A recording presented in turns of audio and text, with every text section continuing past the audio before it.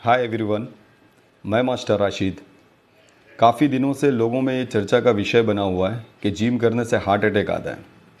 और कुछ दिनों पहले एनडीटीवी न्यूज़ चैनल ने भी ये न्यूज़ दिखाई थी कि लोगों के अंदर एक डर का माहौल है जिम को लेकर।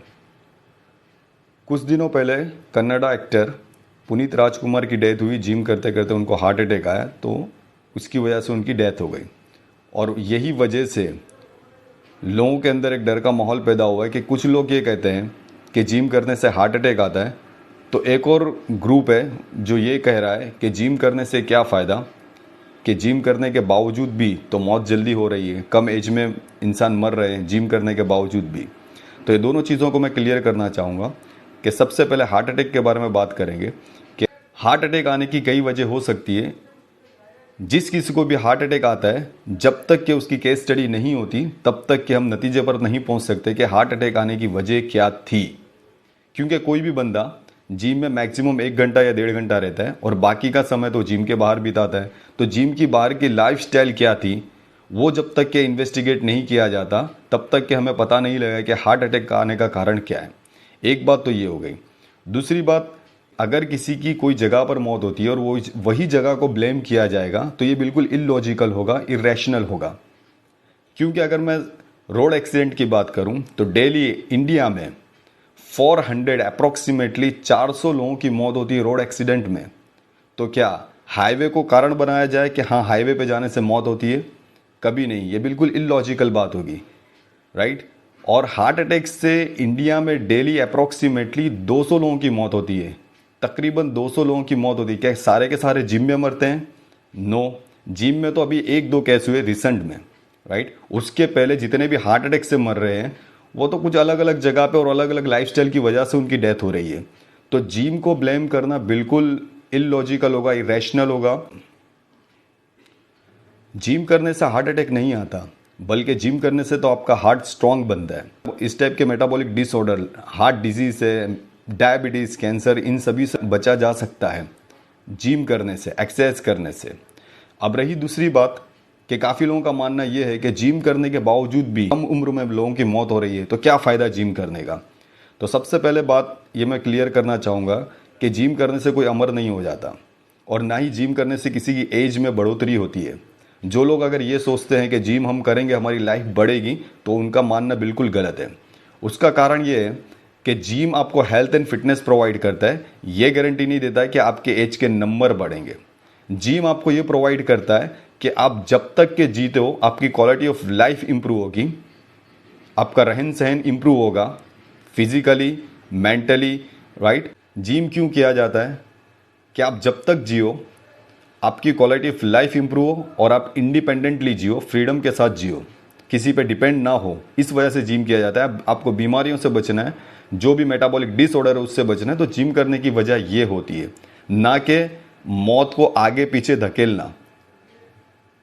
मौत तो फिक्स है, कब आनी है तो जिसने इंसान को पैदा किया उसी को पता होता है कि ये मौत कब आनी है, किसको कब आनी है, वो कहाँ मरना है। तो मौत का और एक्सेस का कोई कनेक्शन नहीं है। हम जो भी धर्म को मानते हैं, हमारे धर्म शास्त्र भी ये कहते हैं कि मौत फिक्स है, हर बंदे को मरना कन्फर्म है। चाहे मैं कुरान की बात करूं, चाहे मैं बाइबल की बात करूं, चाहे मैं गीता की बात करूं, सभी धर्म ग्रंथ, जितने भी धर्म ग्रंथ है, क्लियर कट मेंशन है कि मौत हर बंदे को आनी है। तो जब बंदा मरना ही है तो उसका कनेक्शन जिम से जोड़ना ये बिल्कुल इलॉजिकल बात है, इरेशनल बात है। हर बंदे को मरना कन्फर्म है। तो जिम करने से हमको फ़ायदा क्या मिला? जो लोग बोले कि जिम करने से हमको क्या फ़ायदा, तो जिम को मैं मेरे अंदाज में डिफाइन करता हूँ कि जिम का मतलब होता है जी जी के मरो, जिम मर मर के मत जियो। एक्सरसाइज करने से आपकी क्वालिटी ऑफ लाइफ इंप्रूव होती है। टेक्नोलॉजी इतनी बढ़ चुकी है कि इंसान को सभी जगह आराम ही मिल रहा है, और अपना शरीर आराम के लिए नहीं बनाया था। भगवान ने अपने शरीर को आराम के लिए नहीं बनाया था, काम के लिए बनाया था। तो शरीर को जितना चैलेंज मिलता है, फिजिकली चैलेंज मिलता है, वो स्ट्रॉन्ग पे स्ट्रॉन्ग होते चले जाता है, वो और मजबूत बनता है। अगर आपने शरीर को बिल्कुल आराम दे दिया तो शरीर धीमे धीमे कमज़ोर होते चले जाता है। तो अगर चाहते हो कि भाई अपना शरीर अच्छा रहे तो उसके लिए शरीर को चैलेंज देना ज़रूरी है। पर टेक्नोलॉजी इतनी बढ़ गई है कि शरीर को घर से लेके ऑफिस तक कहीं भी चैलेंज नहीं मिल रहा है, और चैलेंज मिलने की सिर्फ एक ही जगह है जिसको कहा जाता है जिम। ये भी टेक्नोलॉजी का एक पार्ट है और इसे भी यूज़ करना चाहिए। जिस तरह से इंसान सारी टेक्नोलॉजी को यूज़ कर रहा है, इसको एंजॉय कर रहा है, तो मैं तो कहूँगा टेक्नोलॉजी का ये जो जिम है, जिम भी एक पार्ट बनता है टेक्नोलॉजी का, कि एक जगह ऐसी बनाई गई है जहाँ पे अपनी बॉडी को सर्विस किया जा सकता है। तो अपनी बॉडी को सर्विस करके पहले से भी ज़्यादा स्ट्रांग बनाया जा सकता है। तो मैं तो कहूँगा कि सारे समाज को, अपने सारे लोगों को एक्सरसाइज करनी चाहिए, जिम करना चाहिए, जिसकी वजह से शरीर पहले से ज़्यादा स्ट्रांग बने।